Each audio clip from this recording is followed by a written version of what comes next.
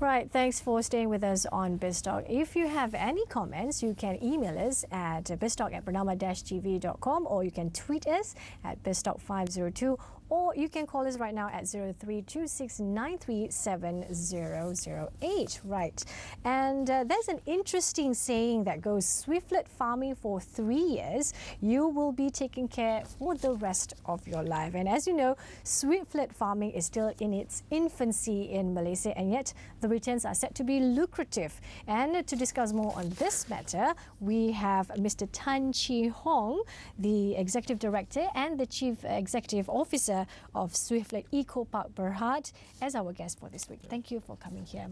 And you would like me to call you CH? Yes, yeah. Okay, right. A short introduction on Mr. Tan.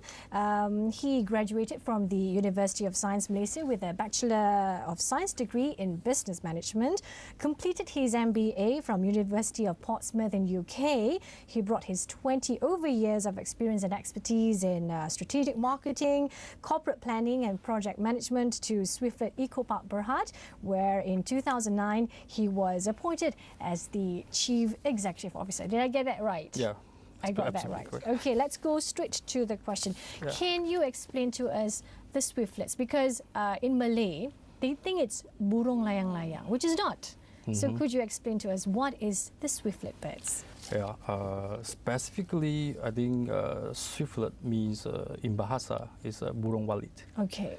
And it's a kind of bird actually that produce, from their saliva, that produce what we call EBN, edible bird nest. Right. That can be consumed, by human nature. Right, but why is it so lucrative? Why is it so expensive? I think probably because of the price and the demand. First thing, I think we look at the demand of bird nest and the supply of it. Right. Currently, I think this species of swiftlet can only be found in Southeast Asia. Right. And where we have our neighboring countries, Indonesia, Thailand, and Malaysia. And these three countries produce more than 95% of the edible bird nests. Right. For the global demand. Right. And Malaysia is having about 10% of these edible bird nests. Okay. And the price of these bird nests, I can say that is one of the most expensive, if we call it a commodity. Right. Yeah, for food is about, previously talking about 1 kilo of more than 30,000-40,000 ringgit. Right, right. Okay. You were talking about the saliva. So which species has the best strands of saliva in their nests? In scientific name, we call it Aerodromus fusifagus. Right. And this species is one actually produce bird nests in what they call Swiftlet premises, or you could just call it bird house. And these are the birds that can be found in Southeast Asia? Yes, only in Southeast Asia. Only in Southeast Asia. Okay. And are they local birds, or like only in Malaysia and Indonesia, or they come where are they originated actually? Originated from, we're talking about Malaysia. Actually, we have a lot of these swiftlet actually moving from Indonesia to Malaysia. Right. Partly because of the deforestations and the fire. Right. So a lot of these swiftlets are actually coming to Malaysia. They flew to Malaysia. Yeah, flew to Malaysia. Okay. But comparing Indonesia and Malaysia, Indonesia has been in this what they call silver venture industries for more than 100 years. Right. But for Malaysia, it's about 20 over years. Right. Okay. You were talking about Indonesia, originating from Indonesia. Yeah. Swiftlet farming originated from Indonesia, and they are the biggest producer, followed by Thailand, and then us. Malaysia. So could you tell us a bit of the evolution of this business? How did this Swiftlet business started? Actually, Swiftlet business started in Malaysia by chance. Okay. Those days when the birds are coming to Malaysia, so they would like to looking for a place to stay. Right. At that time, basically in the outskirt area, we do not have so many tall buildings. All right. Yeah, so most of them actually move into those houses in the urban area. Right. And for the past 20 years, I think currently Malaysia is having roughly more than 70,000 bird houses in Malaysia. Right. Okay, and they're producing a lot of bird houses. Yes. But you're saying that the birds went to the buildings, but how did us, the Malaysian, found out that the bird's nest has some quality and some, can say we could actually sell it and consume it? How did we find out about that? Basically, there's no difference. I mean, in Malaysia, let's talk about the bird nest originating from the cave and also from the bird houses. Right. Basically, they produce the same Right. nutritional values. Right. The only difference is the bird nest collected or harvesting from the cave. I mean, due to the pollutions and also the environmental, what they call. Factors, so the color is a bit dark in colors. Yeah. Okay, which is the dark ones? In the caves? Yes, from the cave. Yes. How about you're talking about the caves and the houses. How about the nutritional value? Will they be any different from the cave or from the houses? Basically, it's the same. Okay. Yeah, the nutritional values means, for example, like the water-soluble protein, carbohydrates, right.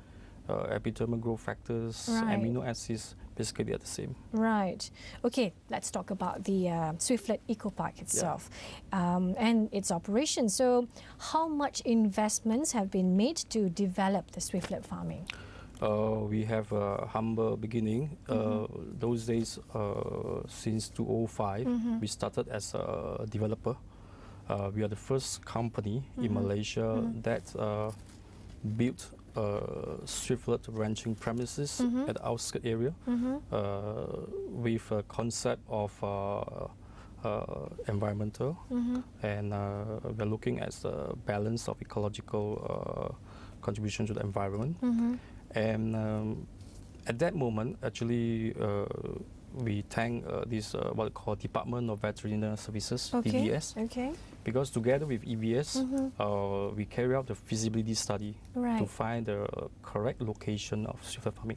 Which is, where did you start? The first one we started in Manjung, Perak. Right. But why Manjung? At that time, we have an idea to go into this Swiftlet premise development, and that together with Perak State Development Corporation, SADC. Right. So we have a trial, and then we established that buildings, and since 2009, the Swiftlet ranching has been started in Manjung. And at that time, we're only building Swiftlet houses. Right. But from there, then we think that we can't sustain in the long term, only just being the role of a developer. So that's why we progress, and then we go into identify more areas for this Swiftlet farming in Malaysia. Right. Yeah. But when you first started, how did you manage to get the birds inside the house? And, you know, do you need special training to train the birds to, you know, come back to the house and build your nest there? Yeah, no, basically, I think for the Swiftlet ranching, I think to general public, the most important factor, I think, is the location. Right. The selection of locations, we conduct a feasibility study together with DVS. Basically, the most important thing is that we do not do it in urban area. Right. Because simply, the birds actually looking for food, and the food, I mean, it depends a lot on the food supply of the locations. So places like plantations, places closing to the rivers, that they can find a lot of insects. So basically, outskirt area is the most important ideal locations for that. When you say food supply, what do they eat? Insects, basically. Insects? Insects, yes. So you're basically asking the birds to go and find their own food? Yeah, or they find the foods by themselves. Oh, okay. Yes, yes. And like I said, how do you train the birds to come to the farm? We don't train. That's why we don't call Swiftlet cultivation, but we do call it Swiftlet ranching. We attract the birds to come to the bird houses. Right. Yes. How, can you tell us how? Definitely, there are a lot of technical know-how. In general, I mean the environment that closer to the cave's environment. For example, like the humidity. Right. The temperature control, the building designs, and so on and so forth. Right. And we are glad to have this DVS that have come out this one GP, the Garis Panduan. I think the first in the region, or perhaps the first in the world, that have these guidelines for the Swiftlet ranching and the Swiftlet premises. Right. And how about the birds? Do you, you know, obviously with the nest, there will be eggs. So if you do farm the nest, I mean, take the nest, what happens to the eggs? Do you let the birds hatch the eggs first, then you take the nests? Yes. Okay. This is also something what we call compliance to this under DVS called Good Animal Husbandry Practice, GHP. Right. Under this GHP practices, basically, for us, we only collect the nest. Yeah, we do not collect the eggs, basically. Right. Because the eggs is the one that generating multiple. So you let the birds, you know, hatches the eggs. Then you will take the nest. Okay, that's very ecological.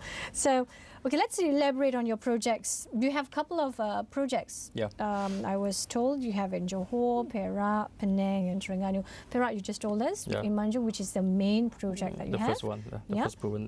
What's the next project is in? Currently, we have 14 projects in Malaysia, including Sarawak. Okay. 5 in Terengganu, 1 in Selangor, 3 in Perak, 1 in Penang. Right. Yeah, and also of course in Johor. Right. Yeah. Okay, could you tell us a little bit about your Terengganu project that I think you will open? Yep. For Terengganu projects, we have completed the projects in Setiu. And currently, we are planning to construct another project in Kuala Terengganu. Right. Yeah, in Belara. Yeah. Okay. There's also in Penang. Yeah, Penang. We have identified the right locations. Yeah, in Seberang Krai. Yeah. Okay, and the ones that you have in Sarawak, is it like you said, is it man-made or is it cave? No, it's man-made. All our projects is I mean, we conceptualize, design, and also construct the birdhouses. Yeah. Okay, right. We'll take a short break, and when we come back, we'll talk more on Swiftlet farming.